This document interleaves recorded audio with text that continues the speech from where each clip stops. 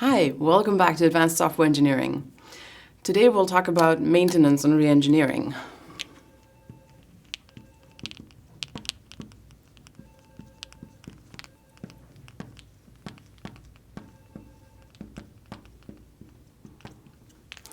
So, have you ever thought about how much of your time and your budget goes into the requirements engineering, how much into the design, how much in the actual implementation, how much into the testing? Maybe we've thought about that in the chapter on estimation. But what many software project managers underestimate when they start is what is required during the maintenance and evolution phase of the project. So there are many development projects where up to 80% go into the maintenance and evolution. I mean, just think about how long your software project may run. We have some finance companies that still run software from the 70s or 80s because it still runs and because it would be really cost intensive to redo all of that. But that means we have to do pretty decent re-engineering along the way and evolution. Now, that means we probably have to put some thought into this topic. When we look at an IT system, there are several parts in which we could probably re-engineer. On the higher level, we have the business processes.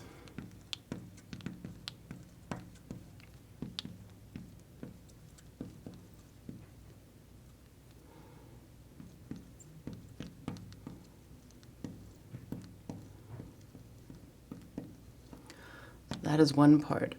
And then down on the operational level, we have two parts that we need to be concerned with. One is the infrastructure on which all of your IT systems run. So we'll call that the IT infrastructure.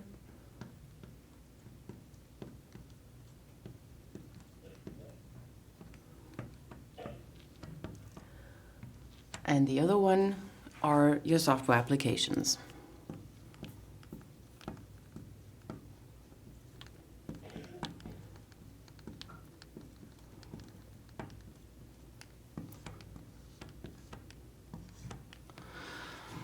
Now, depending on which level you look at, as a software developer, as a software engineer, you are sometimes more and sometimes less involved in the decisions about the re-engineering.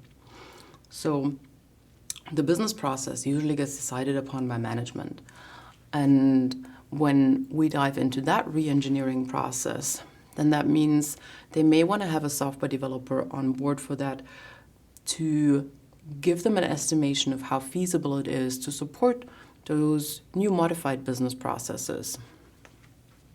So those can be modified over time. And then that's a management decision. Well, I guess the decisions on doing any of that, they are always taken by management. But in this case, it will also be management and the business analysts who do the re-engineering of the business process itself.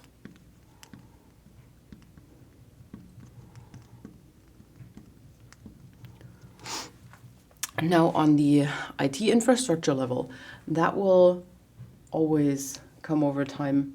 So as technology develops, your IT infrastructure will have to move on. We used to have everything in paper copies in offices, and now everything is digitized.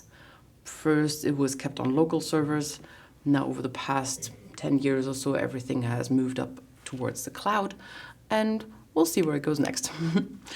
So the IT infrastructure, that's what sets up the network that your entire set of software applications, your software ecosystem runs on.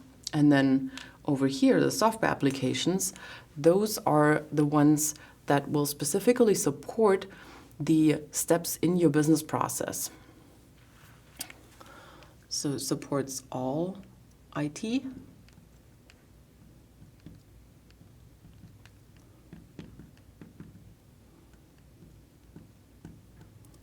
And over here, this supports specific parts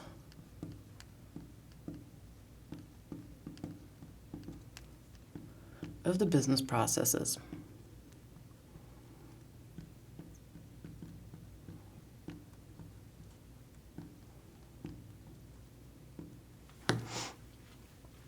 Now here, your evolution and maintenance cycle, let's draw this a little larger because that's what we'll focus on a little more.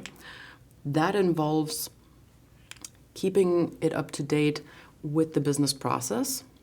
So it mirrors part of the business process.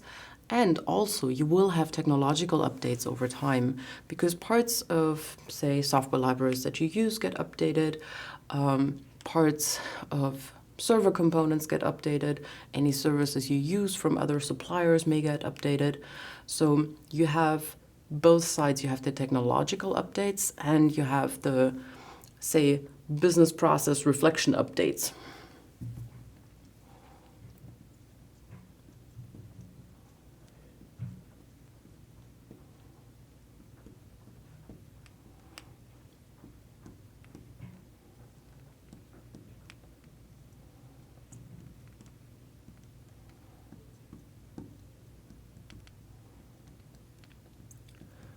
Okay, so we update according to the technology and according to a reflection of the business processes.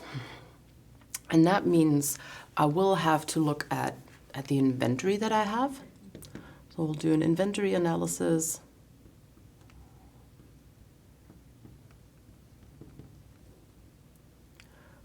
And then so that means I look at what software components do I have available. And then I have to perform a document analysis. And this is where you hope that the requirements engineers who left the company 15 years ago did a decent job in writing down what they were going to do and kept that up to date and in sync with the actual implementation as long as they were there. And then you look at your code. And sometimes you may have to do some code reengineering.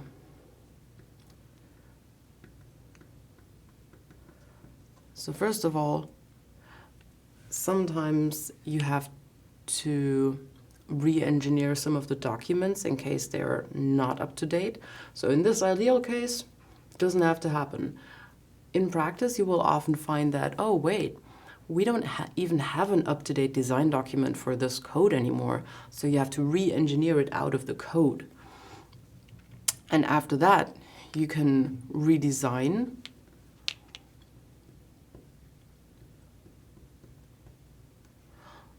and then you can do your code restructuring. And maybe you also have to do some data restructuring.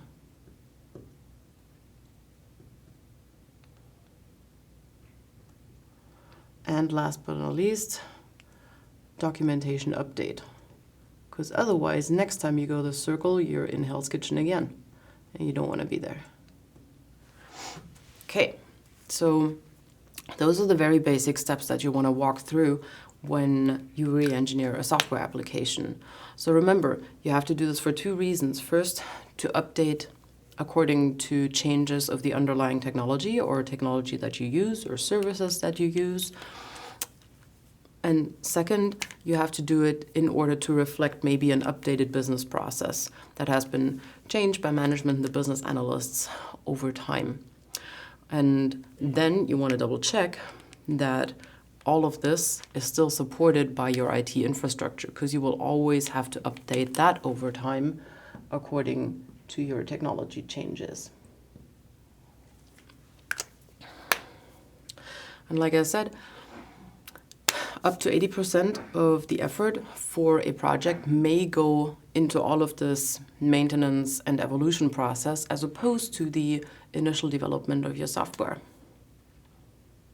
That means you want to plan ahead for that and have enough resources available.